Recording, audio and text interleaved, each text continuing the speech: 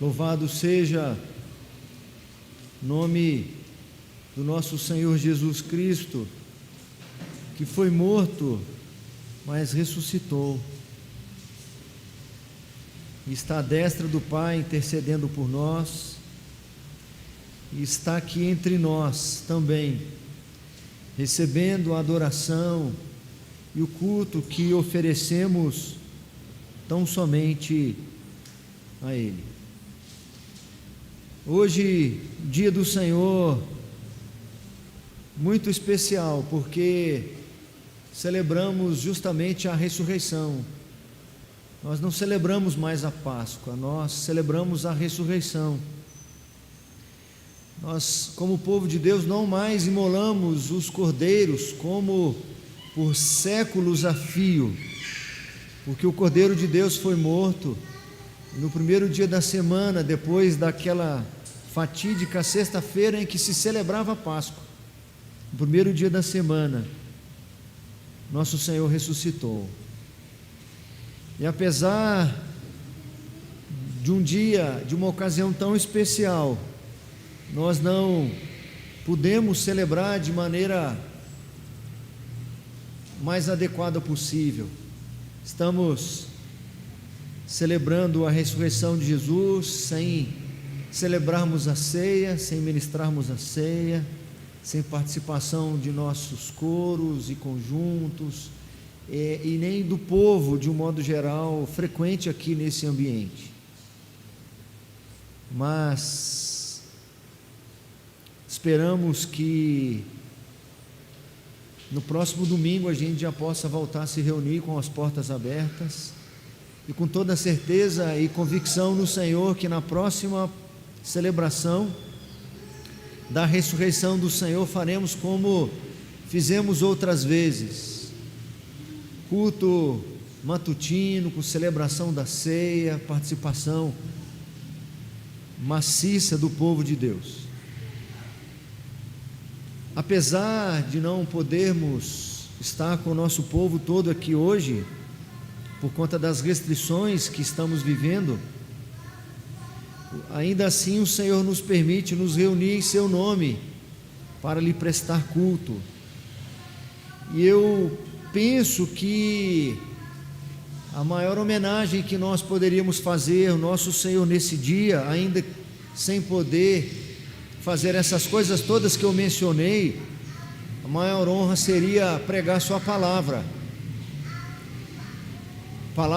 que o próprio Senhor Jesus deixou para nós em Mateus capítulo 5, a primeira sessão. E eu creio que, se o Senhor permitir, é óbvio, nós encerraremos esta sessão do verso 1 ao verso 12 no domingo que vem.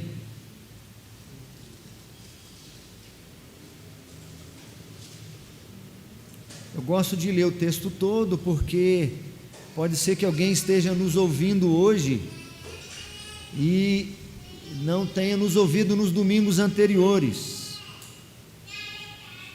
ou alguém que vai nos ouvir no futuro próximo, visitando lá a gravação, que não tenha tido a oportunidade de ouvir as gravações anteriores. Mateus capítulo 5, do verso 1 ao verso 12. Vendo Jesus as multidões, subiu ao monte, e como se assentasse, aproximaram-se os seus discípulos, e ele passou a ensiná-los, dizendo: Bem-aventurados os humildes de espírito, porque deles é o reino dos céus. Bem-aventurados os que choram, porque serão consolados. Bem-aventurados os mansos, porque herdarão a terra. Bem-aventurados os que têm fome e sede de justiça, porque serão fartos. Bem-aventurados os misericordiosos, porque alcançarão misericórdia. Bem-aventurados os limpos de coração, porque verão a Deus. Bem-aventurados os pacificadores, porque serão chamados filhos de Deus. Bem-aventurados os perseguidos por causa da justiça, porque deles é o reino dos céus. Bem-aventurados sois quando por minha causa vos injuriarem e vos perseguirem, e mentindo disserem todo mal contra vós. Regozijai-vos e exultai, porque é grande o vosso galardão nos céus, pois assim perseguiram aos profetas que viveram antes de vós. Vocês que nos acompanham em casa, vamos mais uma vez fechar nossos olhos, silenciosamente, cada um aí no seu lugar, no seu ambiente, na sua casa. Peça ao Senhor que nesse momento fale ao seu coração, à sua mente, que lhe dê discernimento e compreensão de sua palavra. Oremos.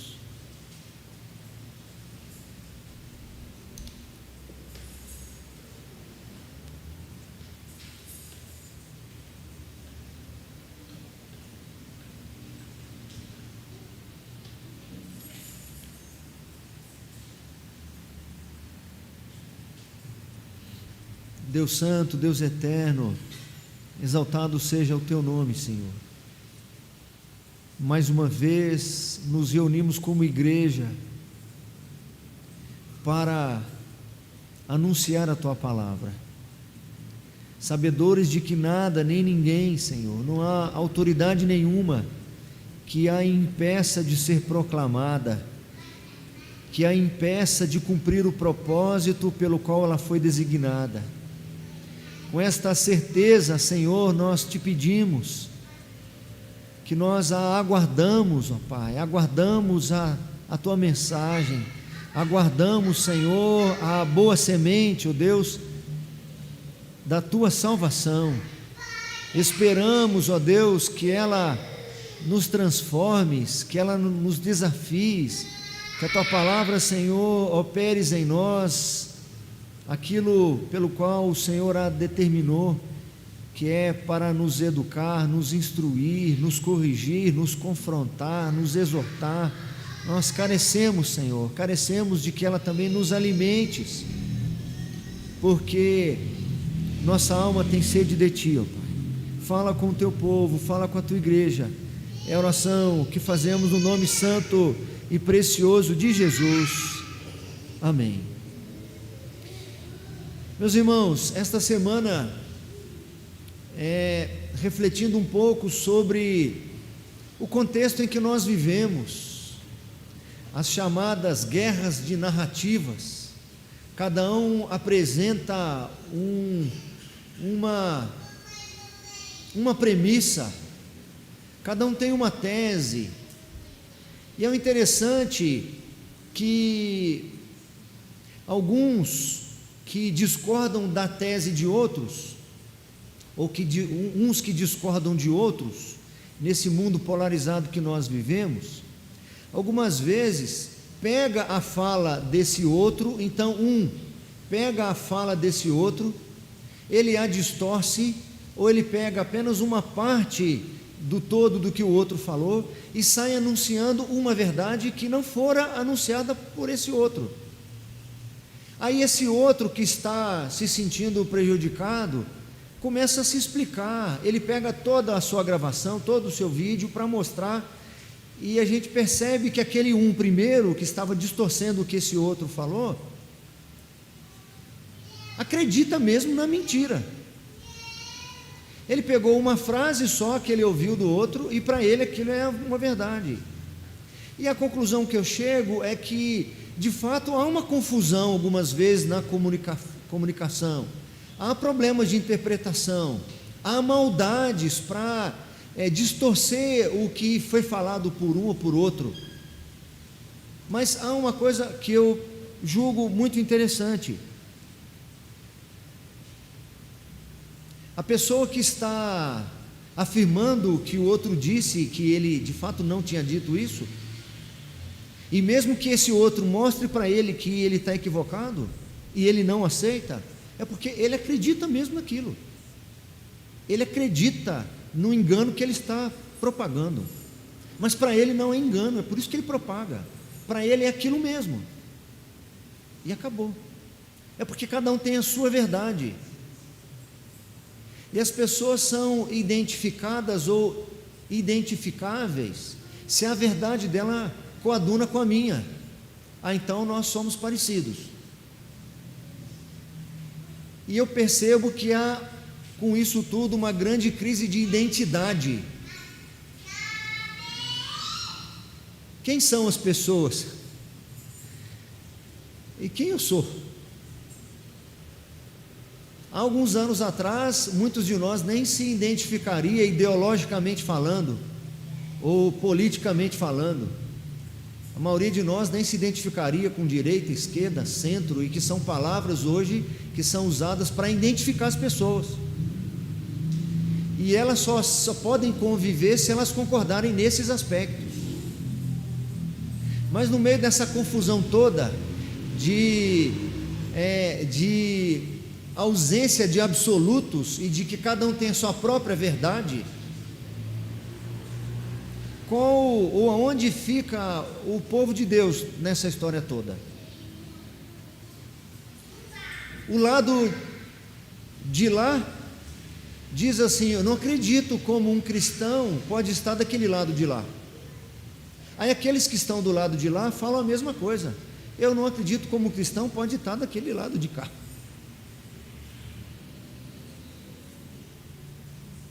O que a Bíblia fala quem nós somos? Ou quem nós deveríamos ser, pelo menos? Com o que nós deveríamos nos identificar? Quem de fato são os nossos heróis, são os nossos exemplos? Eu penso que a igreja tem perdido bastante da sua capacidade de ser luz no meio de tanta confusão, de tantas mentiras e perversões, porque tem perdido a essência de quem ela é. Tradicionalmente eu deveria falar sobre a ressurreição de Jesus, sobre a morte e ressurreição nesse domingo, mas não só pelas circunstâncias em que a gente não pode celebrar de forma adequada, com a ministração da ceia, etc. E também, para seguir aqui o roteiro, eu vou continuar insistindo em dizer quem nós deveríamos ser. E não tem um lugar melhor do que isso nas Escrituras do que no Sermão do Monte. Antes de falar quem nós somos, nós somos impactados talvez com a mensagem daquilo que nós ainda não somos. Então, quando nós encontramos aqui os alertas do Senhor Jesus, os ensinos do Senhor Jesus, que são extremamente desafiadores, talvez a primeira impressão que a gente fique é que eu ainda não sou isso, eu ainda não sou essa pessoa, eu ainda não possuo esse caráter. Como eu disse algumas vezes, o Espírito Santo, acompanhando o anúncio de uma palavra como essa, ele primeiro incomoda, ele primeiro nos quebra, para depois nos consolar e nos colocar de pé. Vocês que têm acompanhado já há algumas semanas sabem que esta sessão, esta primeira parte do Sermão do Monte, esses 12 versículos iniciais, falam especificamente em relação ao caráter do discípulo de Jesus, do seguidor de Jesus, daquele que deve ser chamado cristão. No todo, o sermão nos ensina que ser discípulo de Jesus é ser diferente. Com toda certeza, nós nos identificaremos inicialmente com nenhuma vertente que não seja a vertente cristã. Nós não concordaremos, ou concordaríamos, ou aceitaríamos, ou coadunaríamos, ou nos simpatizaríamos com nada que não fosse absolutamente cristão.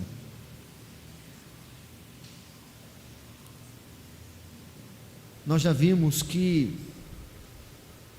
na sequência dos domingos anteriores, eu recomendo quem não pôde ouvir ainda, vá lá ouvir, que o caráter do cristão deve ser caracterizado por um caráter de alguém que se reconhece pobre de espírito ou humilde de espírito, e que chora e lamenta por causa disso, que é manso, que se reconhece como tal, sem virtudes e sem valores, e que, se tiver algum direito, esse direito então deve ser transferido aos pés do Senhor, para que o Senhor graciosamente nos conceda. O caráter precisa ser marcado por alguém que tem fome e sede de justiça, por ser misericordioso e, como vimos domingo passado, limpo de coração. Hoje vamos para o item número 7, ou para a evidência número 7, para a marca de caráter número 7, que está no versículo que já lemos, no versículo 9. Bem-aventurados os pacificadores, porque serão chamados filhos de Deus.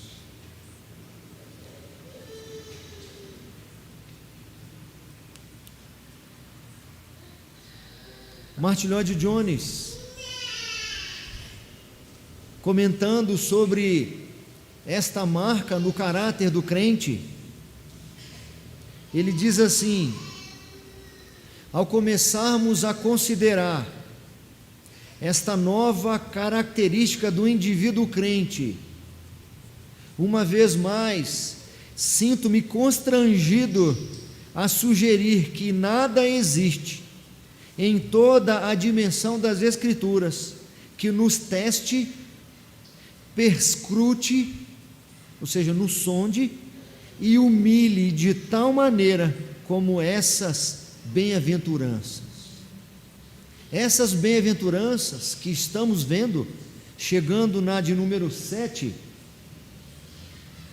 que vocês estão vendo aí em casa, não há nada mais constrangedor para nós, mais desconcertante, porque não há régua mais reta, a balança mais precisa, que mede de fato, não boas ações, boas atitudes ou boas intenções, mas que de fato mede e pesa o caráter.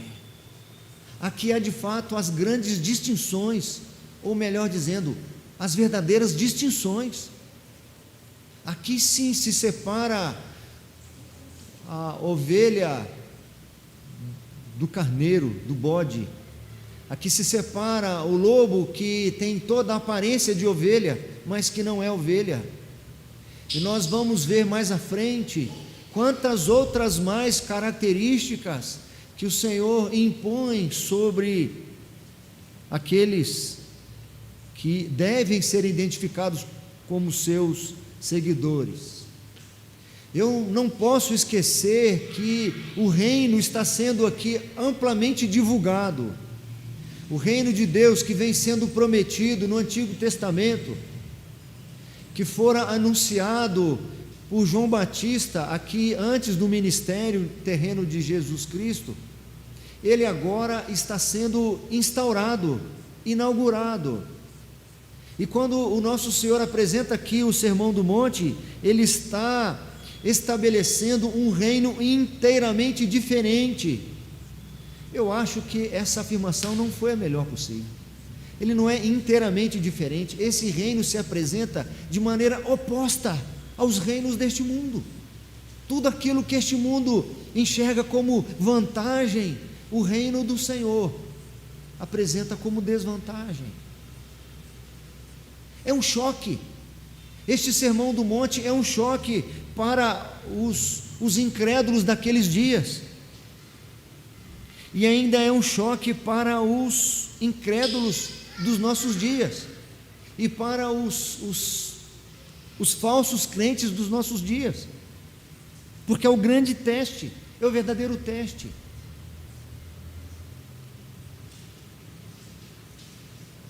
neste Sermão do Monte, e mais propriamente nestas bem-aventuranças, é revelado para aquele que não conhece Jesus, para o homem natural, que é impossível ele tomar essas bem-aventuranças e simplesmente aplicá-las à sua vida, ou tentar torná-las uma realidade na sua vida.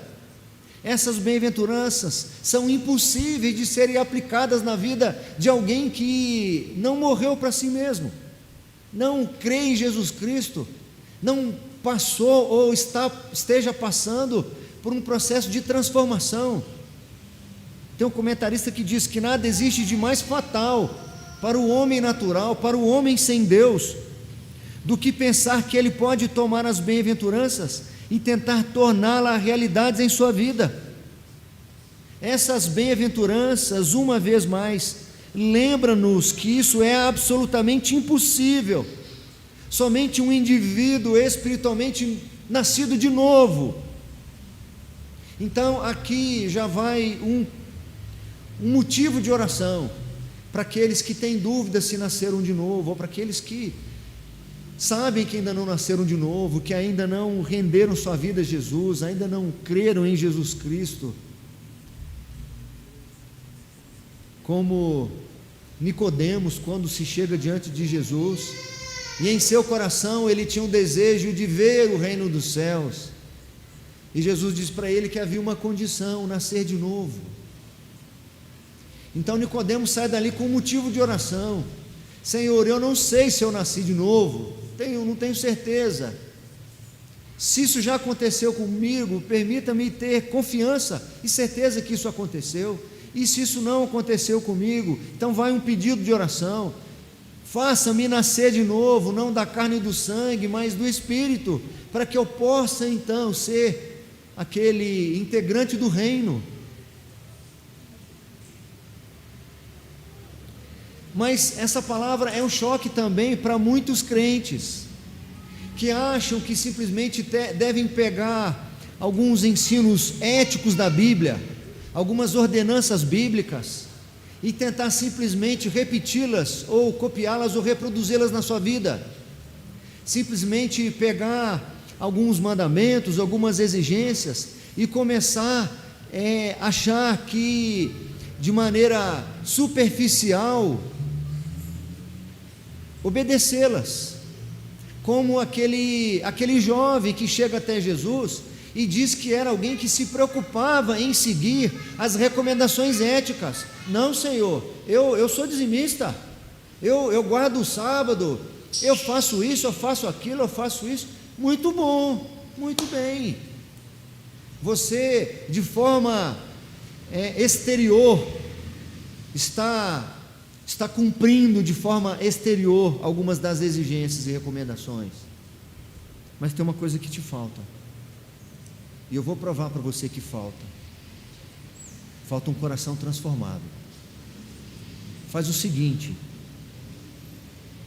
pega o que você tem, vende tudo e dá aos pobres, e depois então me segue.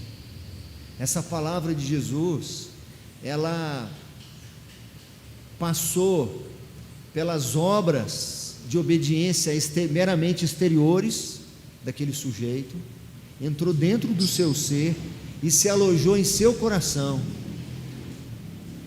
E ainda que ele fosse operoso em obras, fosse um religioso exemplar, seguisse cabalmente várias das exigências bíblicas, das recomendações éticas, o coração dele era um coração que estava muito distante do Senhor, e que a menos que o seu coração fosse transformado, esse coração estava muito mais afeito às riquezas, às questões humanas e materiais, do que ao Senhor.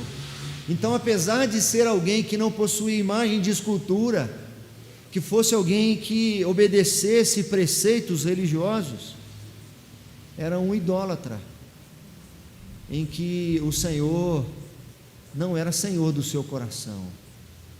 E Jesus vai ensinar que aonde estiver o teu tesouro, aí estará também o teu coração.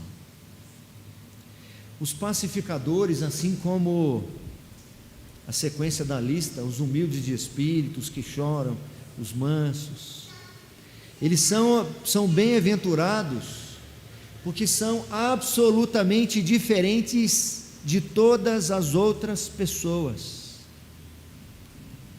E essa bem-aventurança ainda fica mais evidente do que as anteriores, porque as anteriores são operações internas e que agora começam a se manifestar.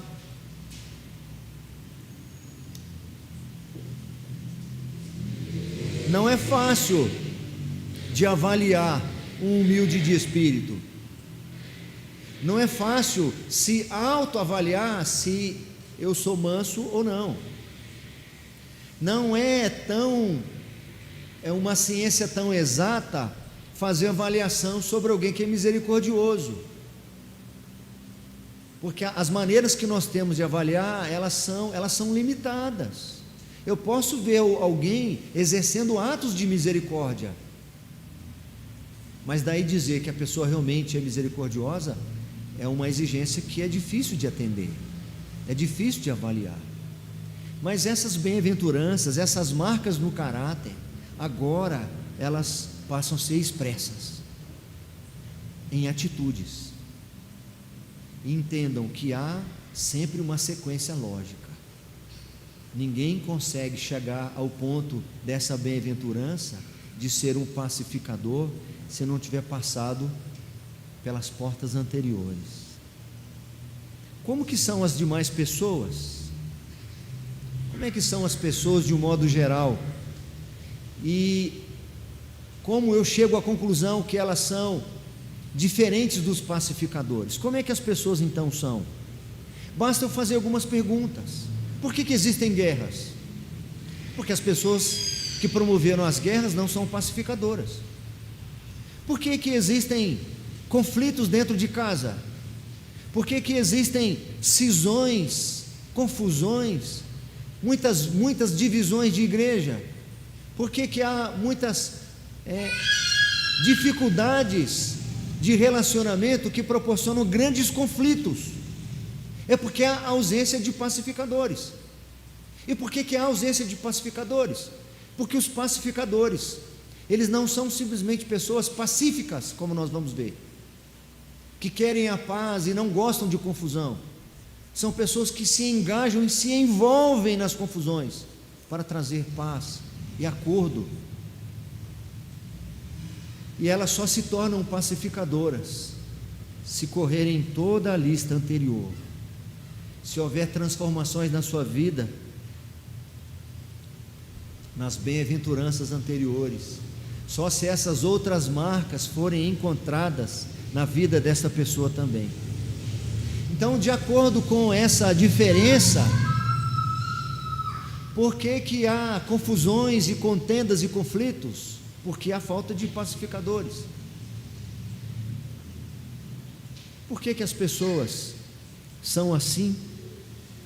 Porque seus corações não passaram por essas transformações, porque do coração delas continua brotando a discórdia, a desavença, a dissensão e a facção.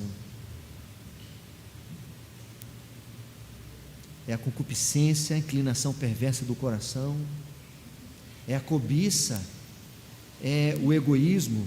Opa, que maravilha!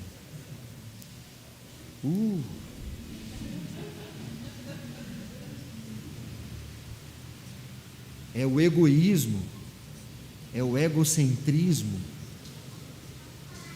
Então presta atenção. Sabe por que os pacificadores são diferentes das outras pessoas?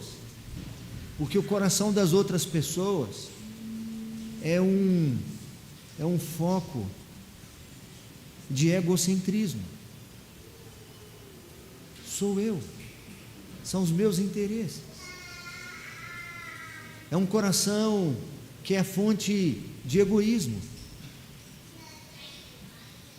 É um coração entregue aos seus próprios desejos.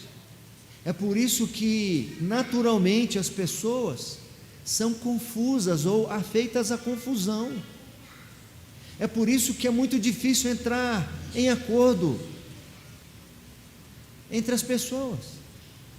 E às vezes é difícil entrar em acordo consigo mesmo, quanto mais com outra pessoa. É por isso que há discussões sem fim, porque é um egoísta discutindo com outro egoísta, é alguém que se sente no centro discutindo com outro que se sente também no centro. É o coração que é perverso, que é cheio de si, cheio de vontades, enganoso, corrupto e corrompido. E as pessoas não conseguem perceber isto. Elas acham simplesmente que ela é diferente das outras, que ela simplesmente tem um ponto de vista diferente, ou que ela teve uma criação diferente.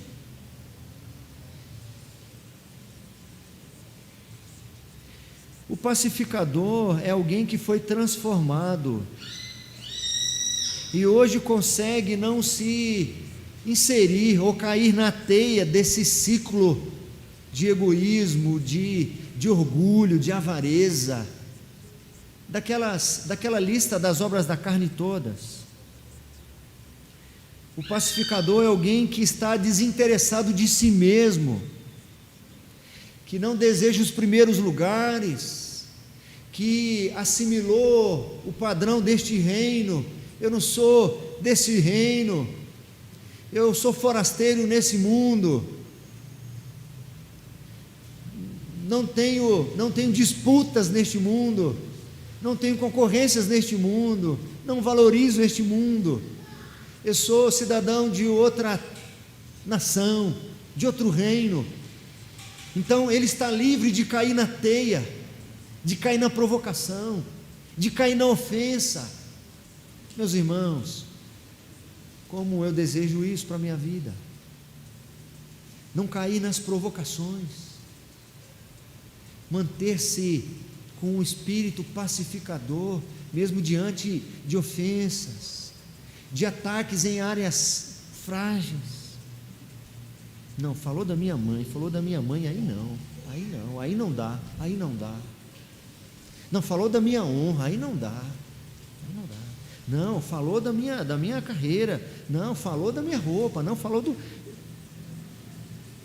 O pacificador, ele passou por um processo para se tornar pacificador, para ter aqui a primeira bem-aventurança que é exteriorizada, que se manifesta visivelmente, claramente, e que talvez seja a primeira grande evidência de todas as outras.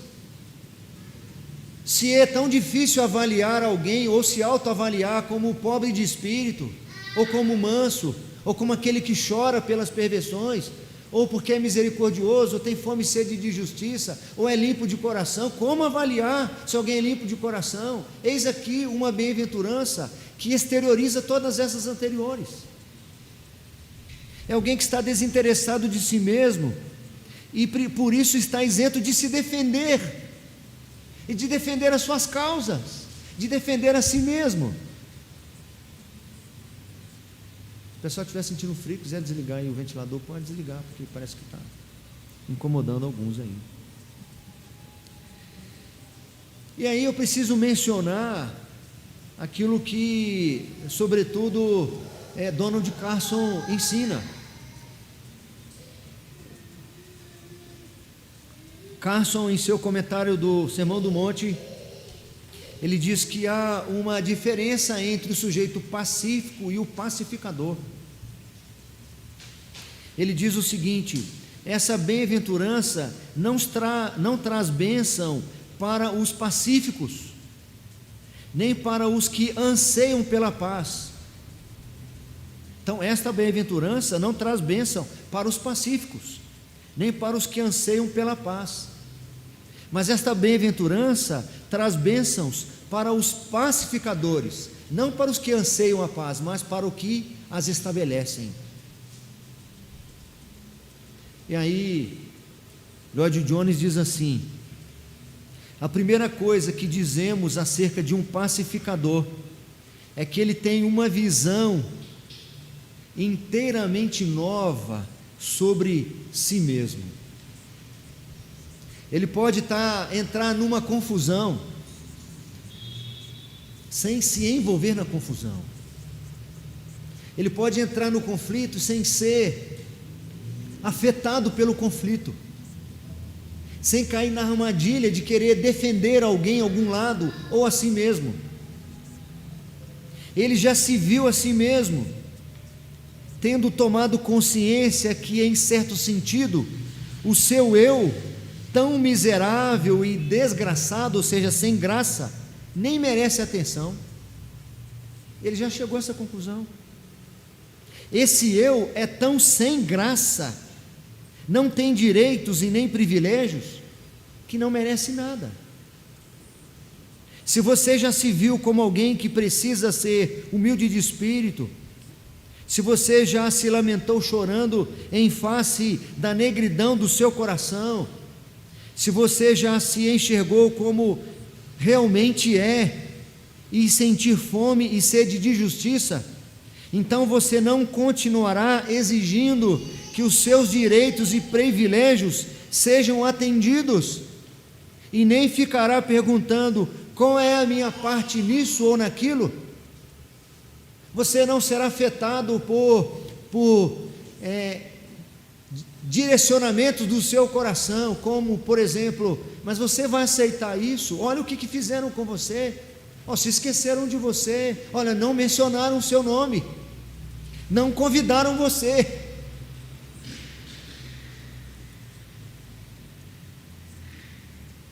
Antes, você ter-se-á esquecido inteiramente de si mesmo. De fato, não podemos deixar de concordar que um dos melhores testes para sabermos se somos crentes verdadeiros ou não é justamente este: eu odeio meu homem natural, odeio meu eu natural, odeio a minha carnalidade, odeio as minhas inclinações, odeio esse coração cheio de cisão, de contendas, de partidarismos, de preferências, de defesa própria. Quem acha sua vida neste mundo, disse nosso Senhor Jesus aqui mesmo no Evangelho de Mateus, perdê-la. Quem quiser ganhar a sua vida, defender a sua vida, guardar a sua vida, perdeu. A não ser que se renda, jamais estará destituído de interesses que impedem você de se tornar um pacificador. Com essas palavras, quem acha a sua vida perdê-la, com essas palavras de Jesus, ele se referiu ao fato de uma pessoa amar a si mesma, ao homem natural e a sua vida natural. Terminando a citação de Lloyd Jones, que eu estou aqui agregando um monte de comentários, ele diz assim: esse sim é um dos melhores testes para se saber se alguém é crente mesmo ou não. Chegamos à mesma conclusão que o apóstolo Paulo: desventurado homem que sou, quem me livrará do corpo desta morte? Eis um grande teste. Já chegou a essa conclusão? Em caso negativo, se ainda não chegou a essa conclusão do apóstolo Paulo, isto é, se você não pode emitir essa opinião sobre si mesmo, então você também não pode ser um pacificador, porque um pacificador, ele cairá na teia da provocação, ele não vai conseguir tapar as brechas, curar feridas, reconciliar homens perdidos com Deus, reconciliar homens com Deus e reconciliar homens com homens, porque ele é movido pelo seu coração enganoso, corrupto. O maior pacificador é nosso Senhor Jesus Cristo. É por isso que a bênção dessa bem-aventurança é justamente filial. Como diz aí, Versículo 9: bem-aventurados os pacificadores, porque somente os pacificadores podem ser chamados filhos de Deus. Por quê? Porque o nosso Pai é o príncipe da paz. O nosso Senhor é o príncipe da paz. Ele quem estabelece a paz entre o homem caído, perverso, inimigo. E perceba como ele faz essa reconciliação, como que ele traz a paz para o ser humano que não poderia ter paz. É por isso que o ser humano teme a morte de tal maneira. Ele teme a morte, por quê? Porque ele teme o que vem depois da morte, ainda que ele não saiba explicar, é inconsciente. O ser humano tem pavor do juízo, e ele só pode ter paz por aquele que veio trazer a paz, que é a reconciliação entre criminosos, devedores, com o juiz que ia cobrar essa dívida. Ele estabelece a paz entre Deus e o homem, e ele o faz sem cair na teia, sem ser assediado pelo conflito. Ele foi tentado, humilhado, para que ele não realizasse essa pacificação. Todas as oposições que surgiram contra Jesus era para que ele não realizasse essa obra de pacificação, de reconciliação, trazer a paz para as pessoas. Nas suas palavras de despedida, ele disse assim para os discípulos: eu deixo-vos a paz, a minha paz vos dou, não vou lá dou, como o mundo a dá. Não se turbe o vosso coração, nem se atemorize. Turbar o coração, se atemorizar de quê? Do juízo. Porque alguns dias antes, é o que ele diz para os discípulos: vocês não temam aqueles que podem matar o corpo e não podem fazer mais nada. Eu vou dizer para vocês quem vocês têm que temer. Vocês têm que temer aqueles que, além de matar, podem lançar no inferno. E quando ele está algumas horas antes de ser entregue nas mãos dos malfeitores, de ser crucificado naquela sexta-feira da Páscoa, que nós chamamos de sexta-feira da paixão, ele diz para os discípulos: eu deixo a paz para vocês, fiquem tranquilos, porque estou trazendo paz entre o juiz reto e justo e vocês, merecedores de condenação. Ainda que façam o que quiserem fazer comigo, eu não vou aceitar a provocação. Meu coração é inteiramente destituído de desejo próprio, porque a minha comida e a minha bebida é fazer a vontade daquele que me enviou e realizar a sua obra. Eu não vim para fazer a minha vontade. A minha vontade é fazer a vontade daquele que me enviou. Eu não estou aqui imbuído de defender a minha reputação, de me defender. Ele foi provocado o tempo todo. Diga uma palavra em teu favor. Não abriu a boca como ovelha muda. Ele não caiu na rede, na teia de provocações, senão ele não poderia ser o pacificador entre reconciliar pessoas e o Senhor. E é por isso que os pacificadores são aqueles que passaram por esse processo das bem-aventuranças, e uma vez que eles chegam ao ponto de se tornarem pacificadores, esses sim demonstram que são filhos de Deus. São esses. Não são aqueles que vão dizer no Sermão do Monte, lá no final ele vai dizer, muitos naquele dia vão dizer: Senhor, em teu nome nós fizemos milagres. Mas os que fazem milagres não são identificados como filhos meus. Expelimos demônios, mas esses também não são identificados como meus filhos. E eu lhes direi explicitamente: nunca vos conheci, apartai-vos de mim, vós que praticais a iniquidade. Então, filho de Deus nem é quem não falta culto, e eu não estou dizendo para não faltar culto, mas filho de Deus não é quem simplesmente segue padrões religiosos, sem que haja de fato um coração transformado. Depois de ressurreto,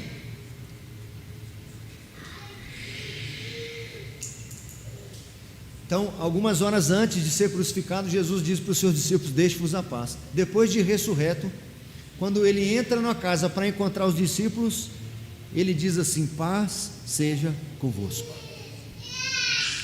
Da mesma sorte, meus irmãos, as boas novas da salvação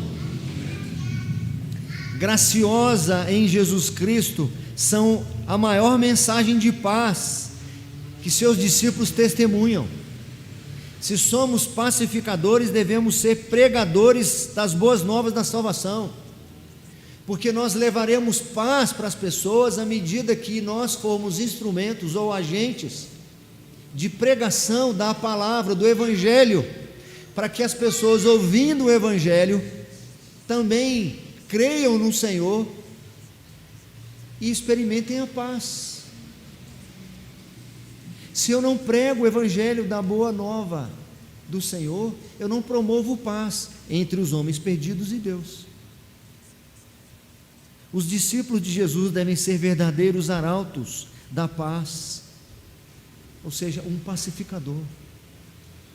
Não admira que Paulo use a linguagem figurada de Isaías. Isaías usa uma linguagem figurada num contexto. O apóstolo Paulo pega a frase dele, o versículo lá, e traz para a carta aos Romanos, e diz: como são belos sobre os montes, esse é o texto de Isaías, como são belos sobre os montes os pés dos que anunciam boas novas, que proclamam a paz, que anunciam coisas boas, que proclamam a salvação, que dizem a Sião: o seu Deus reina.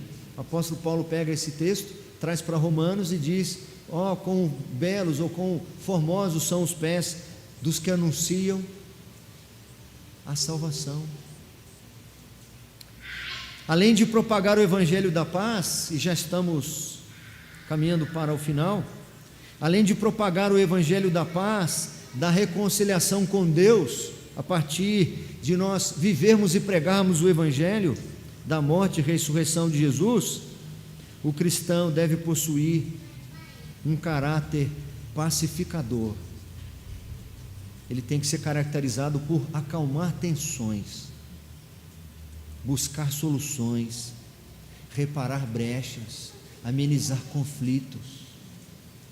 Nós ouvimos de vez em quando: você viu fulano de tal falou? É mesmo, eu vi que ele falou isso e mais aquilo. Cuidado para não gerar mais calor do que luz. O cristão deve aprender a baixar o tom, quanto maior for a intensidade da discussão. Alguns conselhos para nós, finalizando. E esses conselhos são todos extraídos da Escritura Sagrada, que é infalível, que é inerrante, autoritativa. Primeiro conselho: devemos nos refugiar nas Escrituras quando a temperatura estiver alta. Se você estiver envolvido ou não. Tem duas pessoas com temperatura alta, ou se você é uma dessas pessoas, se refugie nas Escrituras. Tiago diz assim: a ira do homem não produz a justiça de Deus. Começou a subir a temperatura, se refugie nas Escrituras. A ira do homem não produz a justiça de Deus. Você pode estar certo, mas você vai perder a razão, porque a sua ira não é sinônimo da justiça de Deus sendo realizada. Baixa a temperatura, vai ter com travesseiro, vai esperar no outro dia, vai contar até 1000, depois volta. O outro texto, Provérbios, diz assim: a resposta branda desvia o furor, mas a palavra dura suscita a ira. Esse é o primeiro conselho: se refugie nas Escrituras quando a temperatura estiver alta. Não, mas o assunto, pastor, entre eu e o meu marido, ou eu e minha esposa, não tem nada a ver com Escritura e com Bíblia. A gente está discutindo questão financeira dentro de casa, e a questão financeira dentro de casa é um problema, ou horários dentro de casa é um problema, ou família dentro de casa é um problema, ou passeio dentro de casa é um problema, falar de férias dentro de casa é um problema. Não importa qual é o assunto, começou a esquentar, a temperatura começou a subir, lembre-se que a palavra branda desvia o furor, mas a palavra dura suscita a ira. E não tem ninguém mais especialista em suscitar ira no outro do que o próprio cônjuge. Você está irado, você foi provocado, e parece que a única maneira de você aliviar a sua tensão é você dando uma espetadinha justamente na brecha da armadura do outro. Ah, mas a sua irmã também. O sujeito está esperando tudo ali, ele está ali na guarda fechada, tá certo? Preparado, mas vem aquela espetadinha assim. Mas no mês passado você, e aí, quando você se sentiu ferido, o que você faz? Você fere. Aí fica aquele ciclo. Tem muitos casais de crentes, líderes de igreja, protestantes, calvinistas, reformadas, pastores, se divorciando no casamento. Segundo conselho: aprenda a não falar o que não deve. Aprenda a controlar sua língua. Se o que você vai falar não edifica, não fale. Mas na hora eu nem pensei, então pense antes de falar. Tiago diz assim: sabeis estas coisas, meus amados irmãos, todo homem, pois, seja pronto para ouvir, tardio para falar e tardio para se irar. E ele ainda vai dizer, Tiago, porque todos tropeçamos em muitas coisas. Se alguém não tropeça no falar, é perfeito varão, capaz de refrear também todo o corpo. Pacificador é filho de Deus, meus irmãos. Reparador de brechas, ameniza confusões, é bálsamo nas feridas, não cria ruptura, divisão, nem dissensão. Mas não é possível fazê-lo sem um coração transformado. Nós pedimos hoje aqui cantando: Senhor, transforma o meu coração. Senhor, que essas marcas aqui das bem-aventuranças sejam encontradas no meu caráter. Transforma o meu caráter, Senhor. Terceiro conselho e penúltimo: nós devemos encarar todas as situações à luz do Evangelho.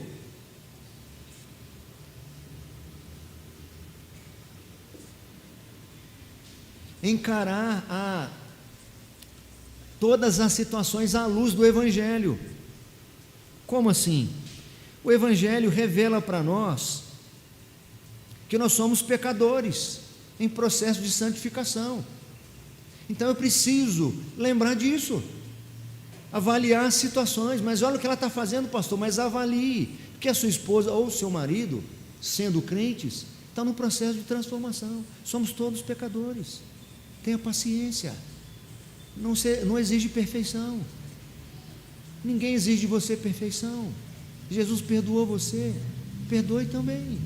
Somos todos pecadores, e antes dela ser sua esposa ou seu marido, vocês são irmãos em Cristo. Lembra como vocês eram amigos? Lembra como que você tinha mais facilidade de perdoar e de aceitar os defeitos? E por que agora não? Deus é soberano e nunca perde o controle da situação. Nada acontece sem o seu consentimento. Então as coisas estão acontecendo, estão difíceis, estão confusas. Olhe na ótica do Evangelho, o Evangelho da graça, em que afirma que somos pecadores e Deus é soberano, gracioso, misericordioso sobre as nossas vidas. E ainda, nossa luta não é contra o sangue e contra a carne. Olhe as circunstâncias. Perceba que algumas dissensões na sua casa foram completamente iniciadas ou provocadas pelo diabo, que encontrou brecha no coração de vocês, que encontrou brecha na arrogância, no orgulho, na vaidade, na avareza de vocês, lançou uma seta, lançou ali um princípio de confusão, e vocês se esqueceram que a luta é contra ele e começaram a brigar entre vocês, ou entre vocês irmãos em Cristo, enfim.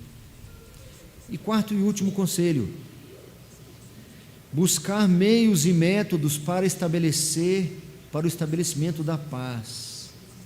Nós precisamos procurar meios para estabelecer paz.